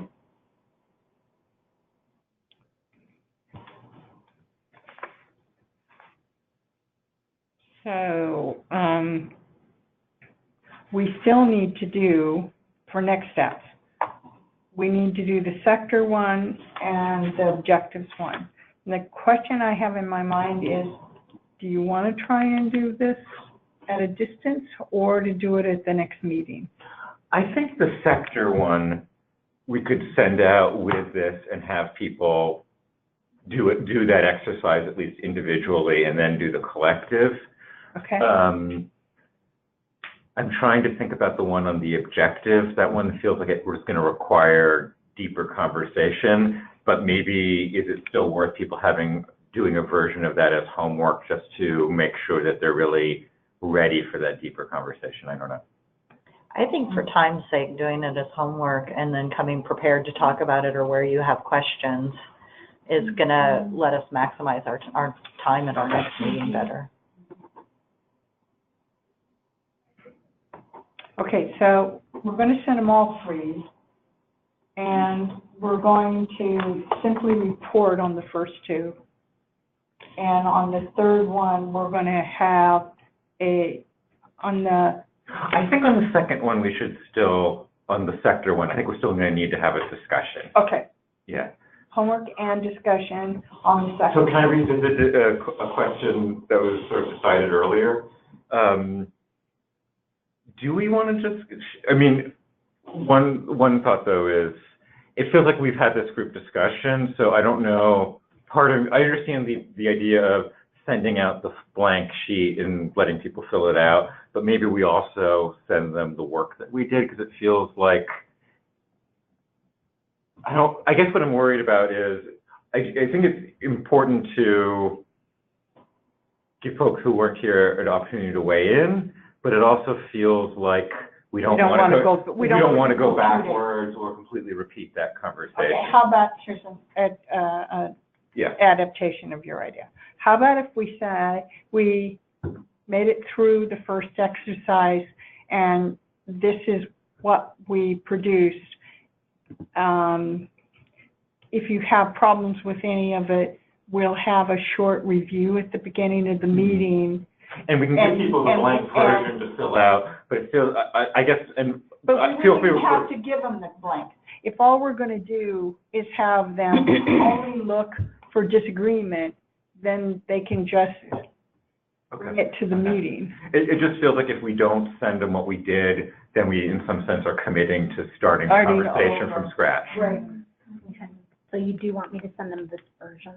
Yes, and the message is, we got through this activity, we'd like you to review it, and we'll, and, you know, bring in your own perspectives, and we'll have a time for review. I would just like to keep that review really brief. And it would be worth saying, And like, keep it brief, or a brief review at the next meeting. I mean, would it be also worth sort of saying in text along with that, like, our initial analysis is it didn't seem to be that there was any domains missing. If you think that there still are, that would be important to raise at the next meeting, because it feels like that's the essential, essential question, right? Did we miss domains, or were we heavy? Right. I think the other, so were there domains that we somehow in the process didn't pay attention to, or were there domains that we gave undue attention to? Right. Sherry, is this making sense? Yeah, I think so. I may just send it to you and let you know. Yeah. All right, but for the other two, it's going to be blanks to all of us. Okay. And Are we going you want to try to do both next time? I think we have to keep it moving, yeah. And so We for can try. sectors and objectives, Yeah, sectors, and I guess we'll have to put out some instruction sheets. Same exact thing like this, it's sectors. It's not how it's been divided on the grid. It's not who is the data analyst and who's providing the data. We're asking a different question now. It's who can impact, who can really move this measure, who has the most kind of push, or who has the most in the game. That's for sectors. And again, it could be a lot of one and a little bit of others, but again, just like we did this time, I think would be great. Feels like that one, I mean, maybe I'm wrong, won't be that hard, but so. Well, yeah. Or we can make anything hard if we want, okay. Yeah. Kind of like this, I mean, we didn't stop too long on each one. You could and drive yourself crazy probably. But no, the way this went, I think that'll go well. For the strategic plan, what you're going to get, so you get a little heads up, you're going to get all the objectives and everything just like from the grid, but they're just the name of the measure and the objectives. And it's already pre-populated here, so you don't have to, you're not starting with a blank sheet. And just making any notes for other ideas for measures or what other objective, it might belong in a different objective. And then this is your little handout to go with it if you want to refer back to the strategies under each objective to figure out if it belongs in a different. So that's what's coming. Yep. You don't line up real well. we'll have to, when we're planning the meeting, we'll have to take into account that not everybody does homework. It's been, yes, participation has been very low. On homework. Pretty much everybody gets an F. No, that's not so bad, because I only sent it out once. I think I am feeling optimistic about reasonable participation on this, because it feels like it's a pretty concrete. I know this group is gonna do. I'm really excited. I want my paper now. I know, kind of on a roll. I know, I am. Yeah, can't you just give us your spares you have over there so we can Yeah, no, we can get that out earlier. We should get it out probably 2 weeks. at the very latest. Yeah, and my guess is the instructions are gonna be really important, and we'll send it out, and then we'll get a bunch of questions, and then that'll help us clarify what we're actually asking to do, so it'll probably be a little bit iterative. Okay, you send it out with the instructions, and then after we have our planning meeting, I'll do, unless Holly's back, and then Holly can do it, but I'll do an email as chair that says it'll really be helpful if you've done the homework. And I know it'll take some time to put together the instructions, but the sooner it comes out to us, with the longer time frame that we have, the more likelihood of people getting their homework done. And then maybe they'll do it and then we'll have time. So we have that procrastinators. Yeah. The procrastinators that wait till the last minute because they have to do it right, well, so it's fresh in their mind, and then you have us overachievers who, as soon as we get it or have a copy, that we want to go ahead and work on it. And we'll probably need at least 2 days before the meeting to put stuff together. Okay, send it out. Yeah. In the next- So do you want it then sent back to you, or should we bring it prepared to discuss? Oh, that's a good question. We could do it either way, yeah. I'd say do Have a hard both. copy. I'd do both, send it back and keep a copy that you bring. Okay. I think there's gonna be a lot more, pressure to do it if you have to send it. Yeah. Because you're going to.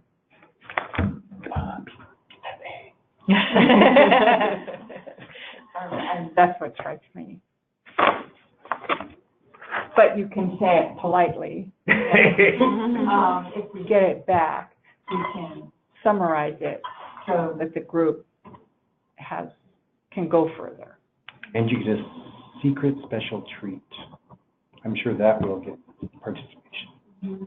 Will it? Yeah, It will be candy? probably. Chocolate? A little piece of candy. Okay, I think, Tom, Good. do we have any other next steps to do? No, other than, always updates every time. More feedback. So, does everybody agree that I should ask Kendra if she will review? Yeah, we'll just have to probably talk about that. It's going to be extremely difficult, I think, to review this without any background of what we're doing. So, well, we gave her the initial background. But, these are kind of cryptic phrases for measures that don't really explain them very well. Just by virtue of being here so often, we know what they mean. You can work on Well, then, the other thing we have to figure out is, can we fully engage? Right, I think that was the discussion that we wanted to have today. I don't think we quite have enough. And I had a brief conversation with Alyssa before walking in today. So it sounds like the Equity Implementation Committees have been a little bit on hold after the strategic planning process, but there is the opportunity to bring back that committee and engage with that committee. But I think we'd also have to figure out what are the questions we want to ask. See if we haven't started. Right. Well, we talked a little bit about it today on the workforce.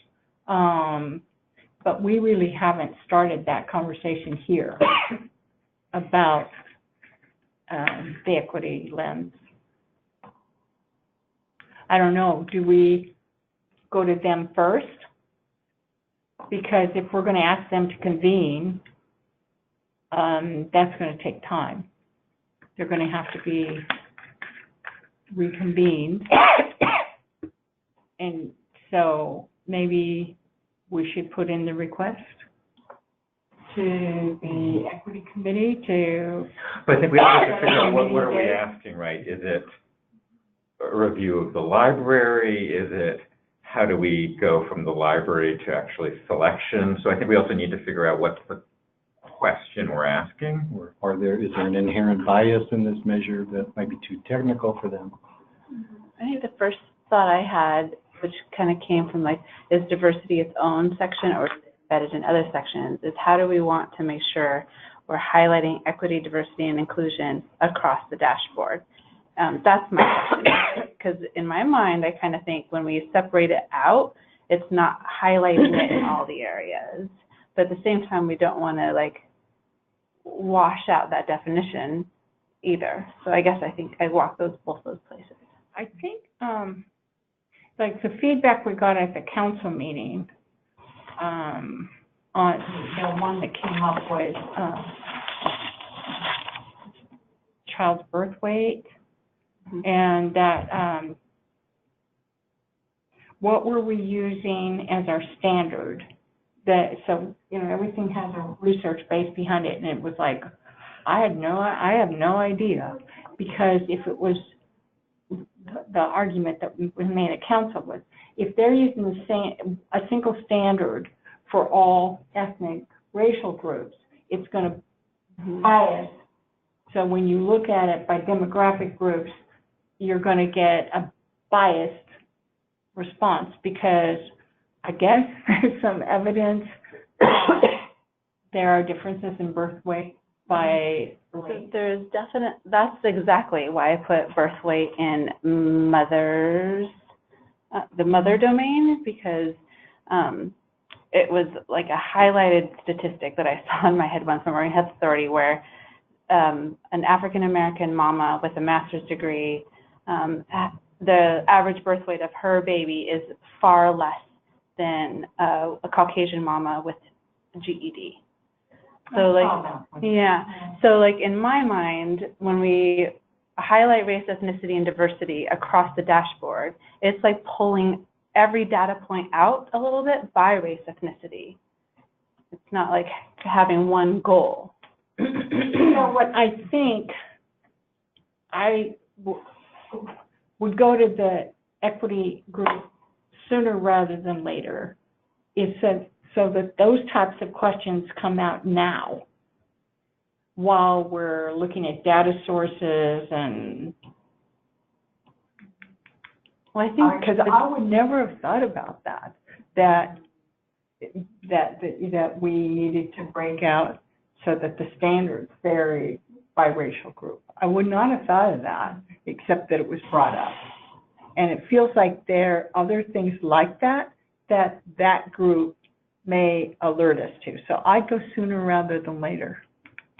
I wouldn't wait till we were pretty far along to have them so that they can raise really substantive questions. The other data point I noticed was that the number of ASQs increased, yet the discrepancy between race and ethnicity just increased too. So like we did more ASQs, but we did it to all the children who are already going to well child visits. We didn't really like, yeah. So I think of race ethnicity first. I think of that first.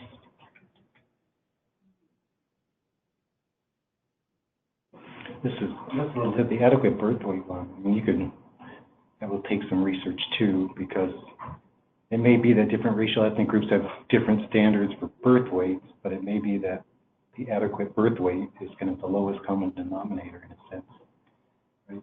Or if you may have a group who averages a lot heavier baby than another, but if that baby is underweight, maybe it doesn't really matter compared to their standard. It's really a critical level based on physiology. I assume somebody knows this stuff. I know, but who? Who? We could probably have those discussions on a lot of them, but. Well, on that particular one, there must be expertise. Yeah. Not me. Not me. It'd be in the health sector. Mm-hmm. I know like the 50th percentile for baby's weight shifted shifted at one point when we were talking about formula-fed babies versus breast milk-fed babies. Like that shifted somewhere too. There's like different So maybe the question to them is, what should we be thinking about? Like, given our progress, given where we're at, and knowing that this is not the final product, but where we are now, what types of things should we be thinking about moving forward? And what kind of questions do we need to be asking? What kind of help do we need to get? Yeah. What kind of questions? And if they can Send us where to go. that would be helpful.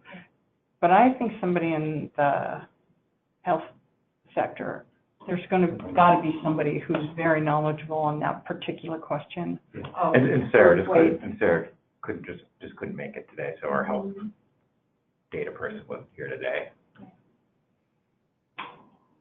If I knew more exactly the questions we're looking at, I'm part of Oregon Health Authority's Office of Equity and Inclusion's like Delta cohort.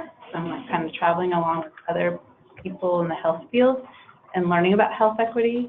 But I want to know what the questions are before I ask for more support. I think that could work. But we're also graduating as a unit soon. Okay, I think maybe we'll have ELC itself kick around when to reconvene the equity group. I mean, I think that's more in your bailiwick. I'll check with Lisa. You heard multiple viewpoints here, and I think it's you guys' call, whether you convene it now or later. Okay. Good one, guys. Thank you. Nice to have outcome in the meeting. We don't know.